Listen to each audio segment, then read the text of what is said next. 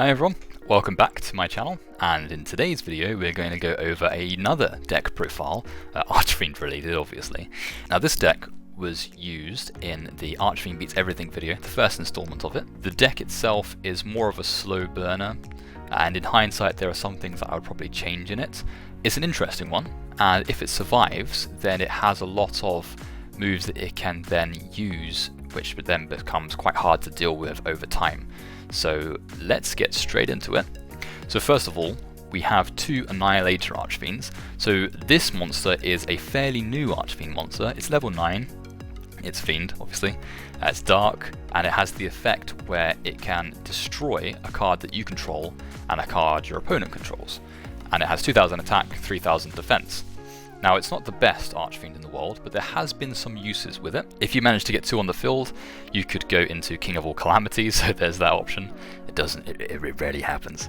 But it can also destroy your cavalry, which will then get your special summon effect. It can destroy your Empress, which also gets its effect as well. And there are some interesting combos you can do with it. For example, if you have Union Carrier, you can use its effect to equip, say, a cavalry or an empress onto one of your monsters. Then Annihilator Archfiend can target that and an opponent's card, destroy them both, you plus off of the cavalry or empress. So you don't really need the monsters on the monster side of the field in order for it to work. You can target stuff in your spell and trap card zone as well. So it is actually quite interesting and has its uses. You could probably cut it down to 1. To be honest, I only put 2 in here because of King of all Calamities, but because it's not consistent, you could just take 1 out and just have the 1 in there. Next on the list, we have the Archfiend Emperor and Archfiend Empress cards. Archfiend Empress is probably one, outside of Terra King, Empress is probably my favourite of all the Archfiend cards. She has a fantastic effect. Well, first of all, she can protect your fiends on the field by banishing stuff, which, to be honest, I don't really use. I can't remember the last time I used that. And her other effect is when she's destroyed, you can special summon I think it's a level 5 or higher from the grave onto your side of the field. So that is, level 6 or higher, Dark Fiend. So that's perfect because most of the strong Archfiends are higher level. So you can bring out an Emperor, for example. You can even bring out Annihilator Archfiend and go into those sort of combos from there. It's really versatile and it's fairly easy to summon with the cards that we use in this deck. Emperor can summon itself for free. You don't need to tribute, but then it gets destroyed during the end phase, but that's fine. So a lot of Archfiends are based around destruction effects, so if it gets destroyed, you can use, say, a banishment or a malice to revive itself, and then you can bring Emperor out the next turn, pretty much. If it dies and you have Empress on the field, you can just revive it later, it doesn't matter. But it's got a nice effect where if you banish an Archfiend card, you can target one card on the field and destroy it. Now that's not hard once per turn, so if you have more than one Emperor, or if it gets destroyed and you revive it, you can activate its effect again, which is nice.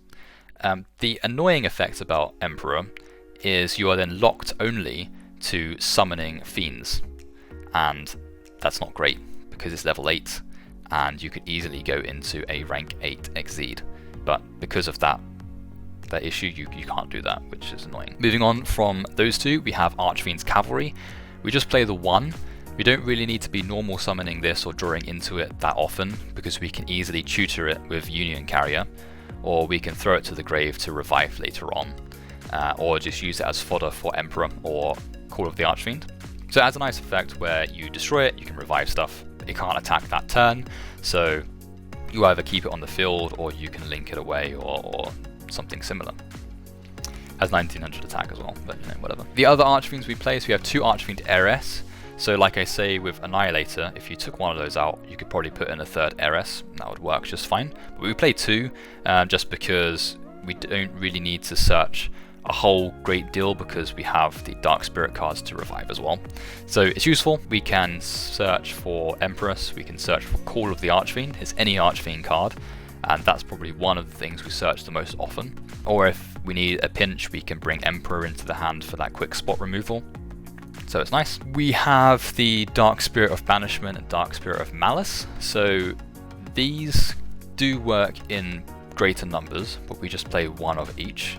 So Banishment works where if someone attacks, you can send it to the grave, revive a level 8 fiend, so that's Empress for example, or it's Emperor, and the attack gets redirected to them instead. Their effects are negated, but usually that gets around a lot of plays.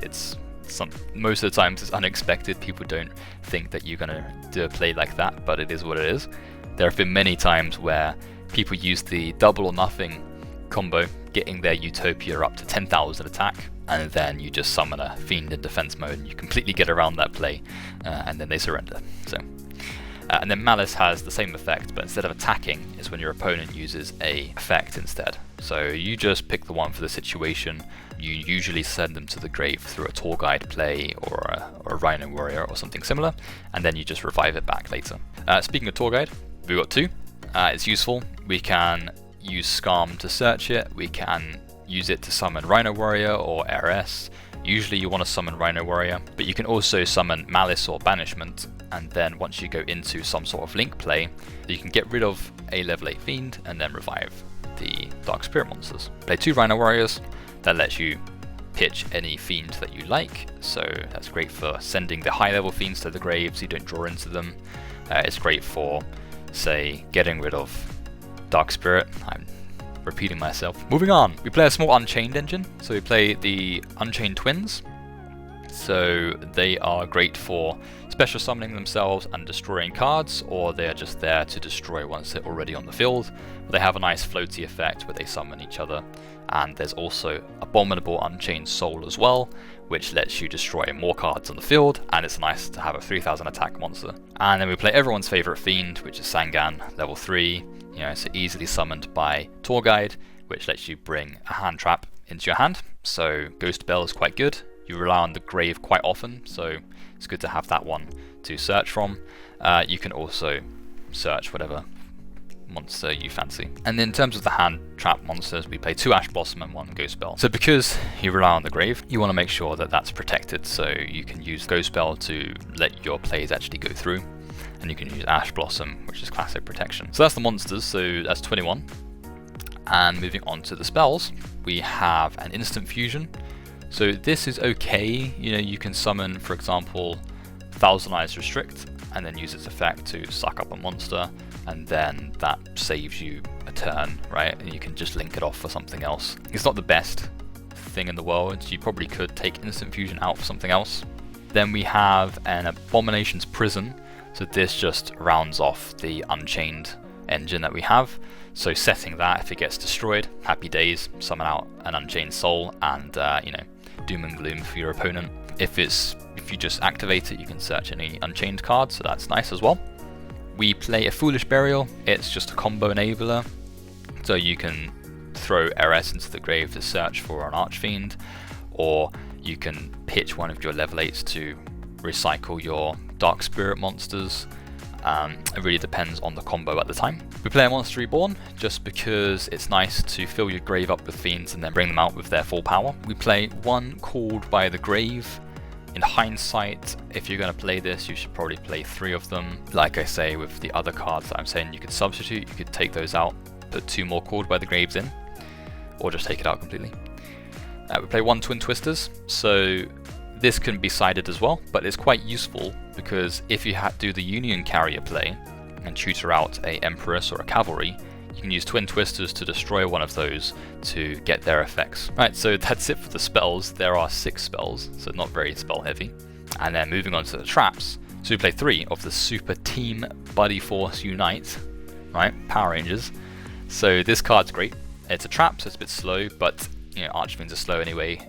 It lets you special summon a monster of the same type. So if you have Rhino Warrior on the field, you can instantly special summon Empress if it's in the grave or your hand. 9 times out of 10, you're going to throw a level 8 fiend into the grave turn 1. So you've got access to a strong monster right off the bat. If you get to pitch 2 level 8 fiends, then Empress, once it dies, will just bring out Emperor. And if you've got a Dark Spirit monster in your hand, that's even more recycling of those Archfiends. So that's how oppressive the deck could end up being. And if it gets destroyed for whatever reason, then it's fine, you just bring out another one from your deck and then set it. So it's all good. We play 3 infinite impermanence, so this just helps survive. You could side this, but I recommend just keeping it in the main deck. Then we have Dynamicious, we just play the 1. You could play more if you like, that just helps to banish monsters, it's pretty good. It lets you discard as well, so if you've got a Rhino Warrior, then discard that. It's also not for cost, so you can also get rid of Heiress, get her effect as well. If you have Dark Spirit monsters in the grave, when you just get rid of a level 8 Fiend, revive those Dark Spirit monsters.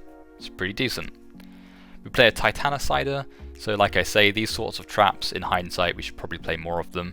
Titanicider just lets you negate extra deck monsters, and it puts their attack to 0, and then if they special summon again, you just bring that from the grave back onto the field. It's very powerful. We then have Dark Factory of More Production.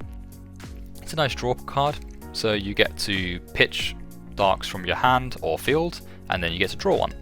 And that's, like I say, this deck's built around recycling the Emperor and Empress monsters by using the Dark Spirit monsters. So getting rid of a Dark Spirit card to draw one, only to recycle it, just means you haven't actually lost any advantage, so it's a great card to use. And then we have Call of the Archfiend. This is a welcome addition to the Archfiend monsters. You can target level 5 or higher in the grave, discard a card, and because that's not a cost, you can get rid of Heiress, get her effect, and then special summon that Fiend from your grave. So that's great. You know, once per turn you can bring out a high level monster, and more often than not you can do that fairly quickly. And because you've got Heiress, we can just play the 1 and then search it, you know, job done. And then finally we play 3 evenly matched, so once again this can just be sided for something else. It really depends on your playstyle. Evenly matched is really good because it just takes care of your opponent's board. And then that wraps up the traps, so that's 13 traps, bringing us up to a total of 40. So now we move on to the extra deck.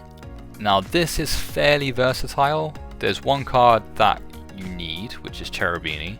So being able to summon that off of a tour guide play will net you a Dark Spirit monster and a level 8 Fiend right off the bat. So use tour guide to bring a Dark Spirit monster onto the field, link those off into Cherubini. Cherubini throws a Rhino Warrior into the grave, which then throws a level 8 Fiend, recycling the Dark Spirit monster. It's a bread and butter combo that you do, providing it doesn't get Ash Blossomed.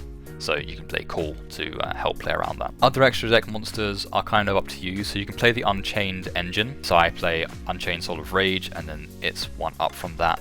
You can also play Abomination. Just because we play the engine, that makes it quite easy to get over your opponent's monsters. Rage is really the more important one of that pack. We play Nightmare Phoenix and Nightmare Cerberus, so that's just for spell and trap and monster removal. We play Union Carrier for the fancy plays that you can do, so you can throw Rhino Warrior into your trap zone to get its effect when need be. You can throw Cavalry or Empress, so they get their effects when they're destroyed. It's a great card. You can play King of All Calamities, but you know, it's not that consistent. Play one of the Thousand Eyes Restrict for instant fusion. Then, because we have level 8 Fiends, and we just ignore Emperor for now, we have access to Hope Harbinger, and we also have access to Draglubion, which can then special summon it and Numeron Dragon to the field. And then depending on what you want to do, you can use Numeron Dragon and get its 9000 attack, game over. Or if you can't do that, then go into Hope Harbinger and have that extra negate on your side of the field. And then other cards, you can be more techie, so you know, because of all the Dogmatica type monsters that are sending stuff to the grave, you can play Mekaba, you can play Elder Entity Entis, I think that's how it's pronounced.